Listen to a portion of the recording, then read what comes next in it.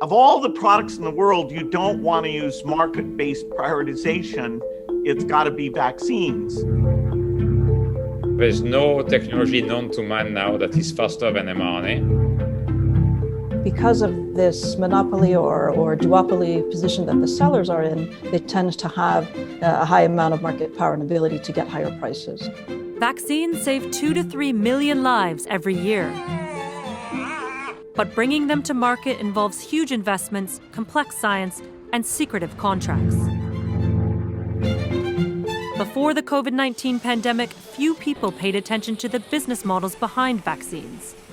The global pharmaceutical market was worth $1.3 trillion in 2019. Vaccines made up just 3% of that, generating around $33 billion of revenue. That compared to $142 billion from cancer drugs. So how do the economics of vaccines work? Who funds them? How profitable are they? And will the COVID-19 pandemic and new technology disrupt the vaccine market forever?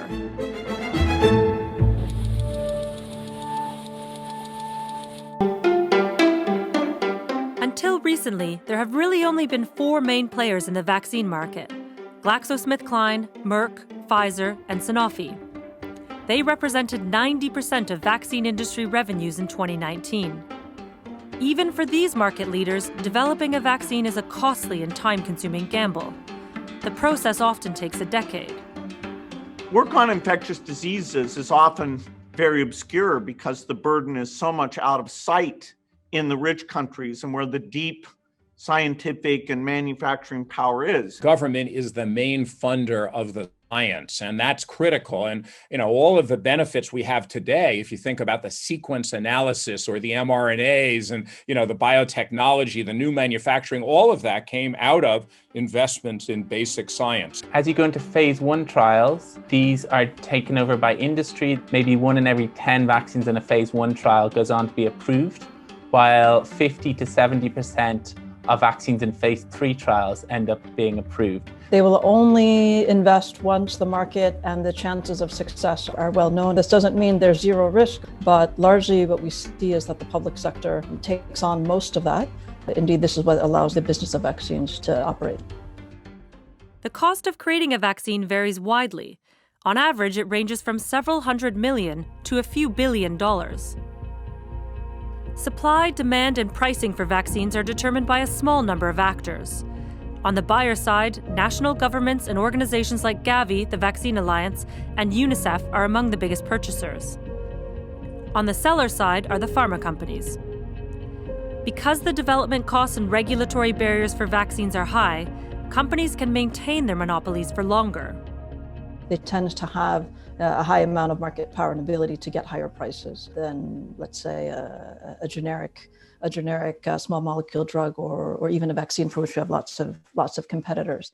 Up until Gavi was created, the Global Alliance for Vaccines in the year 2000, there was no purchasing power to get those new vaccines to the kids who needed them most. So that was this great irony that, for example, rotavirus and pneumococcus vaccines that now have saved millions of young children's lives, they weren't getting out in these countries. Normally what happens is when vaccines come out, they come out at a high price in a low volume. And over time, as the yield goes up, as other manufacturers begin to produce it, prices come down dramatically. To give an example, our vaccines that are the WHO approved vaccines, cost over $1,300 if you looked at it in the US model, and we pay $27 for those. So it's a pretty dramatic difference. Gavi typically negotiates procurement on behalf of 60% of the world's children. They try to ensure low and middle income countries pay significantly less for vaccines than rich countries do. If the disease is in the rich world, one of the Western companies will invent a new vaccine with huge R&D investments. They'll charge a reasonably high price, as much as, say, $100 in Western markets, and then eventually either they'll make a COGS-oriented version, or the Indian or other developing country manufacturers will come in By prioritizing high volumes at low prices, the Serum Institute of India has become the world's largest vaccine manufacturer by volume. It typically produces more than 1.5 billion doses of vaccines every year, which are used in 170 countries. This year, it has increased capacity and is aiming to manufacture at least 1 billion doses of COVID-19 vaccines alone, after signing deals with AstraZeneca and Novavax. It is more expensive to make a vaccine in the US and Europe. Traditionally, those companies haven't had large facilities because the volumes that they sell at are much lower, but at a very high price. Well, these are proprietary products that the companies have spent lots of money and high risk in order to go through trials. They have to recover all of those and make their profit from the rich world market and the middle income market, knowing that those Gavi markets are not going to give them any meaningful margin. But returns on investment are not straightforward. The lack of transparency around each company's production costs makes it difficult to assess a vaccine's profitability. We do know that at the top end, Pfizer's pneumococcal vaccine Prevnar, which works against pneumonia, generated $5.8 billion in revenue in 2019. If you've invested maybe a few $100 million in the R&D 10, 15, 20 years ago, and you have a captive market, then you're going to make a pretty good profit, a very, very healthy profit. Some might even say an excessive profit. At the other end of the spectrum are well-established low-cost children's vaccines, like measles. Low profits drove several producers out of the market in the 1970s and 80s.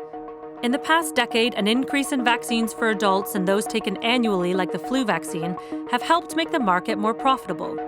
But for governments, the health, societal, and economic returns are much greater. Gavi estimates a $21 return for every dollar invested in vaccine programs for the 73 countries it typically supports. Well, the most salient number is that in the year 2000, over 10 million children under the age of 5 died every year. By 2016, that number was under 5 million per year. That's per year, that's millions. This is the way things were. Then came the pandemic.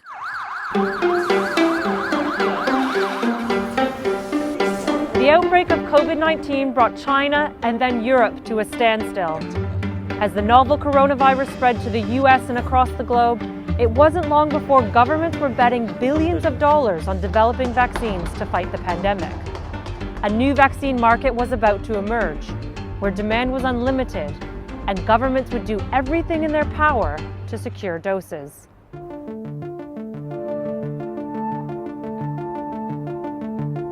The total amounts involved relative to normal vaccine R&D, it's tens of billions of dollars, maybe a total of, 25 billion or so. That's gigantic in the world of vaccines. Now, relative to the economic damage of the pandemic, which is in the trillions, it's truly a rounding error. This is the best money that's been spent by governments during this pandemic. The public sector, governments collectively have really de-risked and subsidized the R&D process every step of the way, from the earliest stages of R&D, oftentimes to the scale-up of manufacturing and, of course, purchasing. Other big funders include the Bill and Melinda Gates Foundation and CEPI. The Coalition for Epidemic Preparedness Innovations is a public-private partnership that supports vaccine development to stop future epidemics. One recipient of a small grant from CEPI at the start of the pandemic was Moderna, a biotech company that had yet to bring a product to market. By the end of 2020, U.S. federal funding for Moderna's vaccine had swelled into the billions, and it was approved for use. So Moderna took a huge amount of public money, up to $4 billion from the US government, and that helped them build this proof of concept.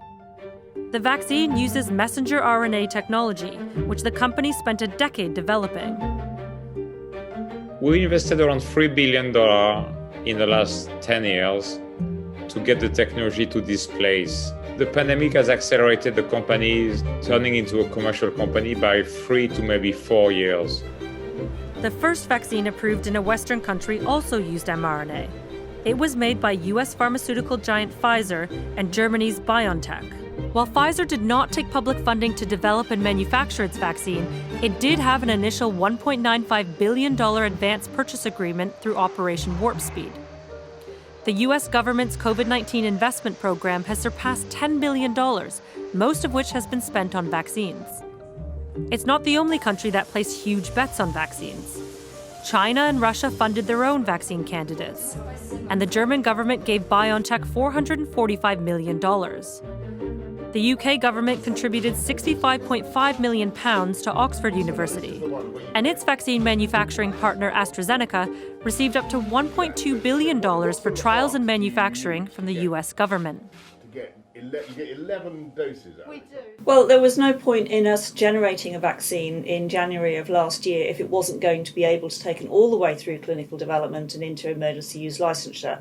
And as a university, we are able to do much of the early clinical development and get that taken quite a long way, but we were never going to be able to manufacture a vaccine that was going to be used as a licensed product. The unprecedented public funding helped these companies develop vaccines in less than a year. Until now, the fastest vaccine ever created was a mumps vaccine developed by Merck in 4 years. The pandemic demanded an urgent response, but that also led to questions about the prices of COVID-19 vaccines. We have a high degree of secrecy. We have governments really desperate for access to vaccine supplies and willing to sometimes pay very, very high prices. And things are happening very quickly under emergency conditions. So it's unfortunately a perfect storm where the risk of abusive pricing or unfair pricing is quite high. I think pharma did hold a lot of power in this negotiation, but I also think that they could have gone higher. Plenty of investors actually would have liked them to gone higher and didn't make a secret of that. Prices for COVID-19 vaccines vary widely. The Oxford AstraZeneca vaccine is about $3 to $4 a dose. Along with Johnson & Johnson, they have committed to selling their vaccine on a non-profit basis during the pandemic. AstraZeneca say they will do so in perpetuity for low and middle-income countries. Moderna said it has charged the U.S. government as little as $16.50 per dose to return some money to taxpayers. But smaller orders for other customers range from $32 to $37 per dose. We invested $3 billion in this technology since the beginning. We've never made a penny of profit. We thought it was not appropriate not to make a small profit. The value that we are asking for the product is way under the value to the healthcare system. If you just look at the saving in just hospitalization costs, they run much, much higher per inhabitant. It's very difficult to actually come up with an evidence-based judgment on the fairness of any price or the fairness of any profit margin. Companies want to play countries off against each other and so aren't very incentivized to want to make these contracts transparent. And democratic governments often don't want their public to know that they've gotten a bad deal, or they don't want rival countries to know that they've gotten a good deal. And so there's not very much incentive for making these public. Before the pandemic, U.S. pharma companies were under pressure over high prices for drugs. The industry looked ripe for reform.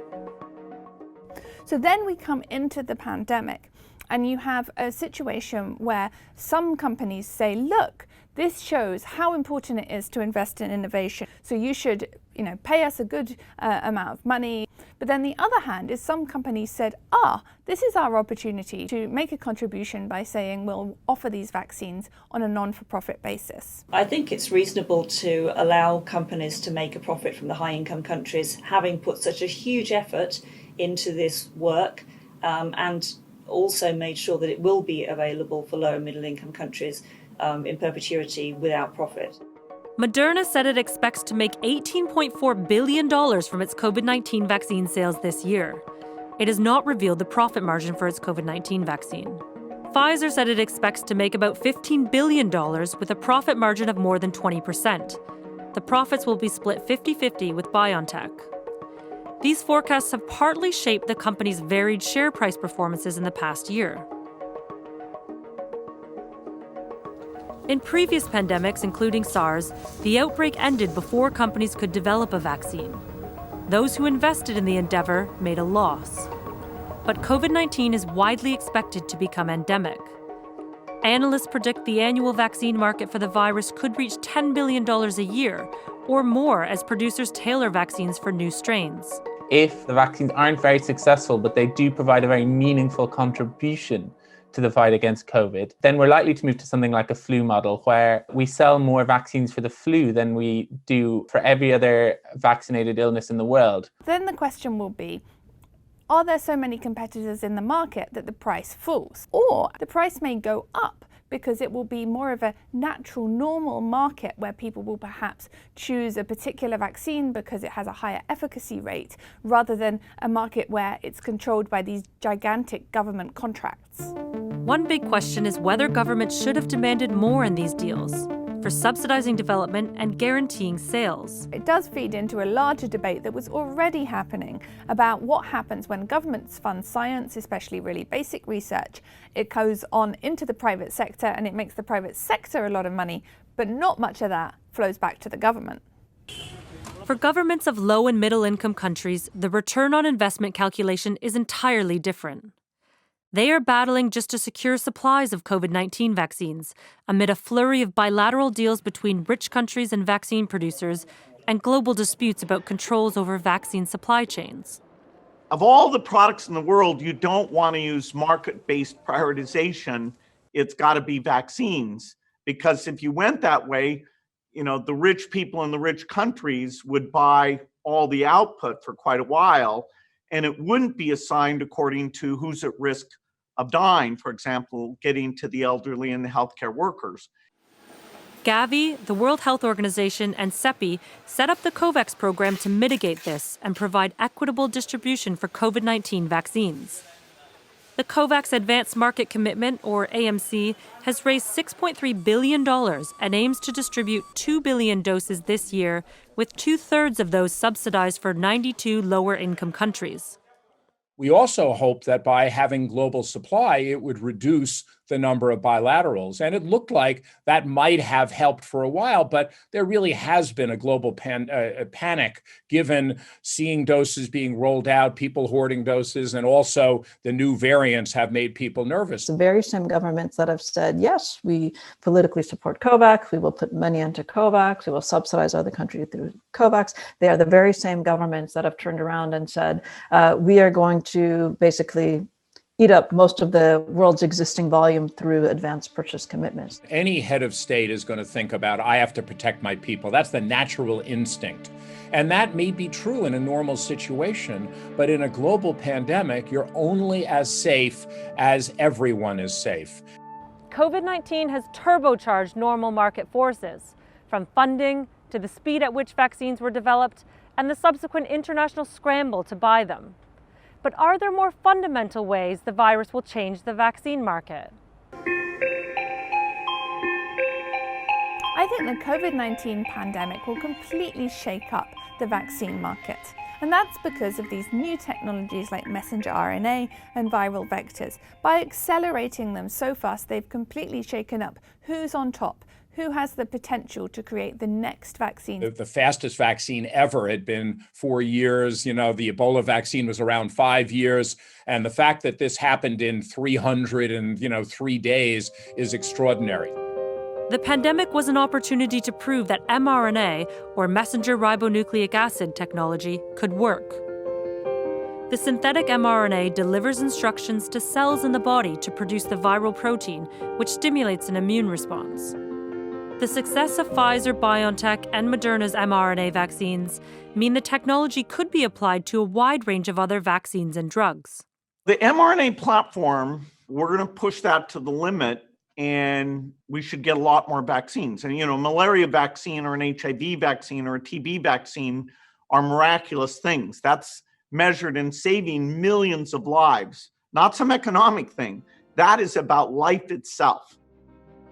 The speed at which mRNA vaccines can be tweaked to respond to new variants and then mass-produced could also make vaccines more profitable. We're going to end up having technologies like mRNA enabling new vaccines that are going to be, best in class and first in class, that's going to be able to maintain kind of a high profitability.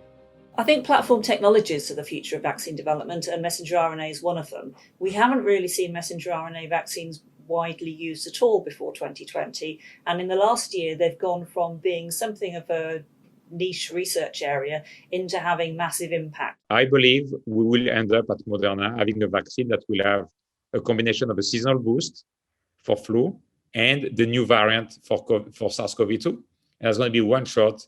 So how is that going to compete with a vaccine that only does seasonal flu? I believe those vaccines will have no future. There are also reasons to be cautious about the future of mRNA. Just because mRNA and the viral vector vaccines have been pretty successful for COVID doesn't mean they're going to be successful for everything else. And so I think that there will still be a debate inside some of these big vaccine players like GSK, Sanofi and Merck about to what extent they should rush towards this new shiny object and to what extent they should rely on their own reliable proprietary platforms. I do think for the next pandemic, we will be able to solve the problems of the mRNA platform. That is, we'll fix the thermostability, we'll fix the scalability, and we'll fix the cost. We kind of caught mRNA halfway to prime time. Analysts predict that 2021 vaccine sales from Moderna and Novavax will outpace those from three of the biggest vaccine producers who dominated the market before COVID-19, Merck, GSK, and Sanofi. All three have yet to bring a COVID-19 vaccine to market. New players in charge, they've got a lot of capital, investors are really backing them, and they can go into new markets, most obviously flu. The big question, the billion-dollar question, is how many of those firms are going to find a business model that allows them to scale up production and global distribution. Could the pandemic propel the vaccine segment into becoming a much bigger part of the global pharmaceutical market? Vaccines probably save more lives than any other tool. If we can take vaccines and apply them more in the area of cancer, then that just changes the numbers completely, because the cancer market, it's over 10 times the R&D, over 10 times the spend, potential for growth. I do not think that we're going to see the entire pharma industry switch to focusing on vaccines. It's still a business where you often sell to governments, where there are often very large contracts and not that much competition and not that much growth. With more than 113 million cases of coronavirus confirmed globally and 2.5 million known deaths, vaccines are widely seen as the key to ending the pandemic. Public investment in vaccines are dwarfed by the economic costs of this global health crisis. An estimated $6 trillion in economic output was lost in 2020, and another $4.4 trillion will be lost this year. Public health experts have been telling governments and politicians for years that vaccine supply is a huge global strategic priority and that you should protect it. I think they've finally woken up. Traditionally, when governments have tried to invest in that infrastructure, it's not worked out very well. It's always been the private players in the private sector that's been able to succeed, scale up, because of the entrepreneurship and freedom that a private sector company would have. Obviously, if you want to have manufacturing facilities ready to go that are there in case of an outbreak, you're going to need to make sure that there's financing for that. Because from a for-profit company, the idea that you would have facilities that are available that are not being optimally used might not make business sense, but they may make public health sense. So I see this as a partnership between government and the private sector. I'm very enthused that vaccines, all the standby capacity that we will have on for the next pandemic, we may be able to use that when there's not a pandemic going on to create lots of low-cost supply capacity for the entire world. And imagine that you'd had a vaccine, back in the summer, you would have saved millions of lives. COVID-19 has already changed the vaccine market, potentially irreversibly.